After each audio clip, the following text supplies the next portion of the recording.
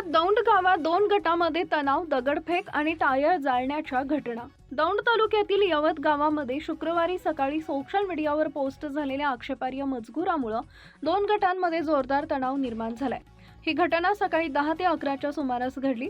एका युवकाने व्हॉट्सअप ग्रुपवर आक्षेपार्ह पोस्ट केल्यानंतर गावात वातावरण तापलं।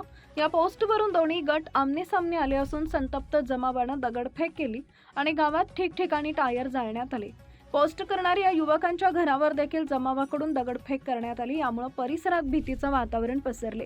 गावात मोठ्या प्रमाणात गर्दी जमली होती आणि परिस्थिती हाताबाहेर जाण्याची शक्यता निर्माण झाली होती। घटनेची माहिती मिळताच यवत पोलीस तात्काळ घटनास्थळी दाखल झाले। सध्या संपूर्ण गावात कडेकोट पोलीस बंदोबस्त ठेवण्यात आला आहे। वरिष्ठ पोलीस अधिकारी घटनास्थळी हजर असून परिस्थिती नियंत्रणात आणण्यासाठी प्रयत्न सुरू आहेत। गावात तणावपूर्ण शांतता असून पोलीस प्रशासन नागरिकांना संयम राखण्याचं आवाहन करत आहे।